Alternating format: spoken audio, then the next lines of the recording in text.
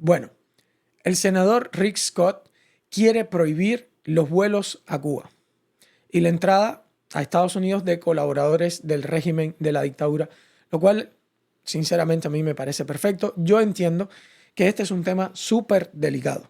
No el de la entrada de colaboradores de la dictadura a los Estados Unidos, que eso, por favor, o sea, eso debería de estar más claro que el agua y esto no lo deberíamos discutir. Ningún cubano en Estados Unidos debería discutir eso. Ninguno. Y el que discuta eso, pues debería simplemente de ser deportado desde mi punto de vista, porque entonces tú no eres refugiado político. Si tú estás de acuerdo con que los esbirros de la dictadura entren aquí en los Estados Unidos, pues tú perteneces a ellos o algún interés por detrás tienes, el cual no me interesa. Simplemente creo que debería de ser deportado y ya está. Por otro lado, prohibir los vuelos a Cuba incluyen el tema familiar. Yo tengo mi mamá en Cuba, yo tengo mi hijo, mi hija en Cuba, yo tengo mi abuelita en Cuba, yo tengo mi esposa en Cuba, yo tengo mi familia en Cuba. Y aquí, al incluir ese tema, pues evidentemente entran las emociones a jugar partido en este tipo de debates. Y por eso mucha gente gana ciertos debates porque normalmente el latino, gracias a Dios, es muy familiar. Es alguien que respeta mucho la tradición de la familia, es alguien que quiere mucho a su familia, es alguien que cuida, aprecia mucho a su familia. Y eso me parece extremadamente bien. Pero, aquí hay un pero muy grande, y es que cuando tú exiges regresar a la isla de la que tú saliste porque era una cárcel, no es normal. Entiendan que no es normal que un presidiario exija regresar a la prisión, o por lo menos exija la posibilidad de regresar a la prisión cuando él quiera a visitar a sus socios que están presos, dentro del pabellón y todo. No, yo es que quiero regresar. No es normal. No es algo común. No es normal que una mujer que ha sido lastimada, que ha sido golpeada por su anterior pareja, exija a la policía, no, yo de todos modos quiero ir a verlo. Bueno, entonces, o te gusta el maltrato o no te maltrataban. ¿Cuál es de las dos? Porque no hay muchas posibilidades, no caben muchas posibilidades. Asimismo, se ve un cubano que entra por la frontera pidiendo asilo político y al año de un día entra a Cuba, o después de obtener la residencia, en el tiempo que sea, entra a Cuba. Así es como se ve desde fuera, así es como te puede ver un mexicano, así es como te puede ver un colombiano, así es como, porque tenemos privilegios, tenemos beneficios. No es normal lo que hace o lo que hacen algunos cubanos, no todos, evidentemente. Las sanciones entrarían en vigor hasta que se libere a los presos políticos y se organicen elecciones libres, justas y multipartidistas dentro de Cuba. Yo creo que esto cambiaría mucho el panorama Cuba-Estados Unidos, lo cambiaría muchísimo.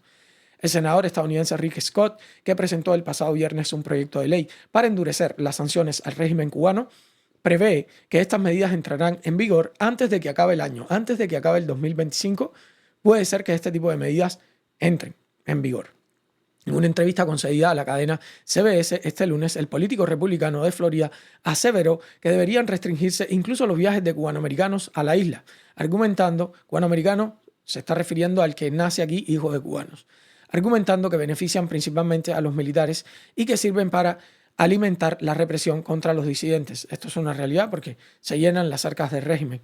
No creo que debamos tener ningún viaje a Cuba, sentenció Scott. Si quieren regresar a Cuba, que regresen a Cuba, pero eso no ayuda al pueblo cubano, sino al régimen que los oprime.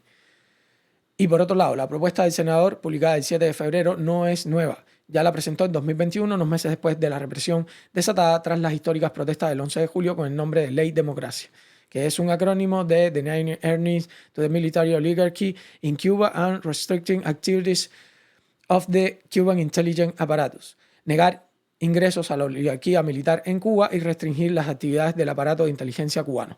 La norma prevé, por ejemplo, autorizar al presidente a imponer sanciones, bloquear activos y negar la entrada a Estados Unidos a cualquier extranjero que haya colaborado con las Fuerzas Armadas cubanas, lo cual, si no estás de acuerdo con esto, no sé.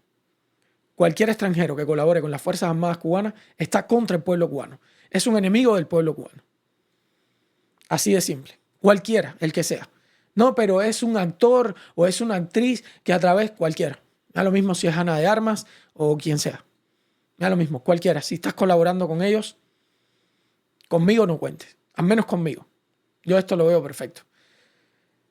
A Estados Unidos, a cualquier extranjero que haya colaborado con las Fuerzas Armadas cubanas, la seguridad del Estado, la inteligencia o cualquier otro sector involucrado en la comisión de abusos de los derechos humanos o en la prestación de apoyo al terror internacional.